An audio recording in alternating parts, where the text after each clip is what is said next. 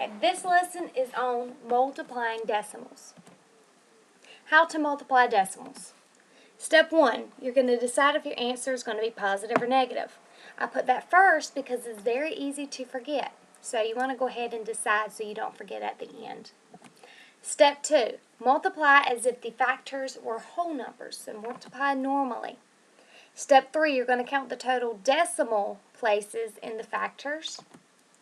And step 4, you're going to give the product, the answer, the total decimal places of the factors.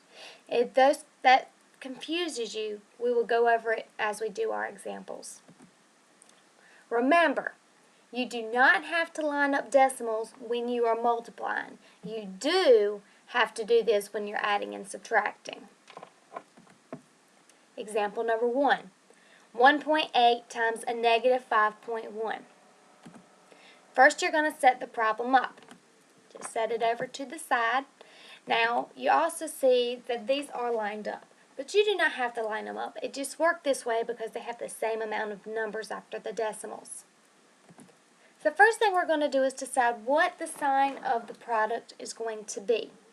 Here we have a positive times a negative, so we know that opposite signs will give us a negative answer. Now we're ready to multiply as normal.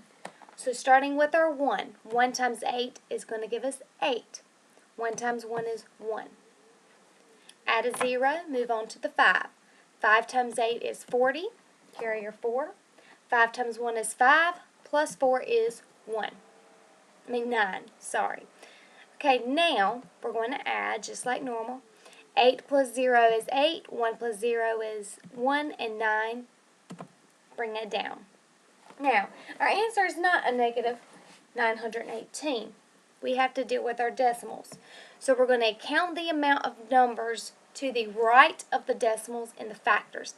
And the factors are the numbers that we are multiplying.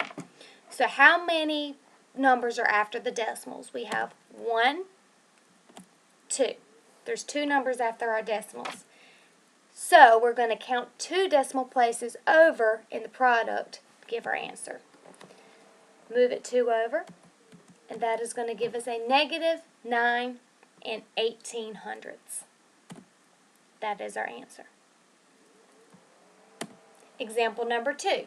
We have a negative 9 and 2300ths times a negative 3 and 6/10. Going to set the problem up. Now remember, we don't have to line up our decimals. Now we are going to figure out what the sign of the product, the answer, will be. And then we're going to multiply as normal. So we see here that a negative times a negative, same signs when you're multiplying, gives you positive numbers.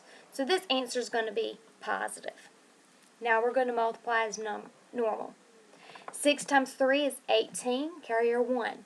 6 times 2 is 12, plus 1 is 13, carry your 1. 6 times 9 is 54, plus 1 is 55.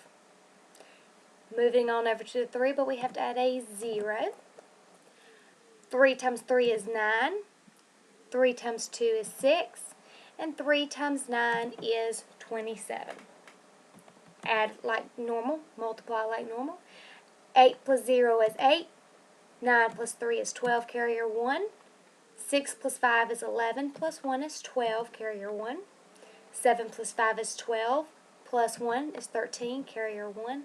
And 1 plus 2 is 3. This is not our answer. We have to count the amount of numbers to the right of the decimals in the factors.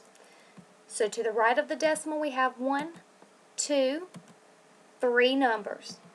So we're going to count 3 decimal places over in the product to get our answer. 1, 2, 3. And our answer is a positive 33 and 228 thousandths. Example number 3. We're going to use order of operations and complete one problem at a time. Now, based off of what we've learned, you should know how to multiply decimals. So I'm not going to show you how to do that, but I do want to show you what to do when you are multiplying 3 numbers in a row. First, you're going to do one problem at a time, and we're going to multiply negative 7.2 times 0.1.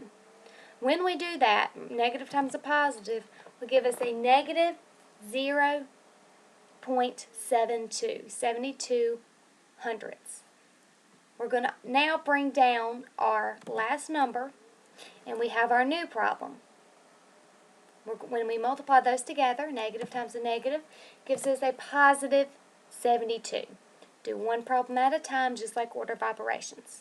Your answer is 72. Okay, try these on your own, see what you can do.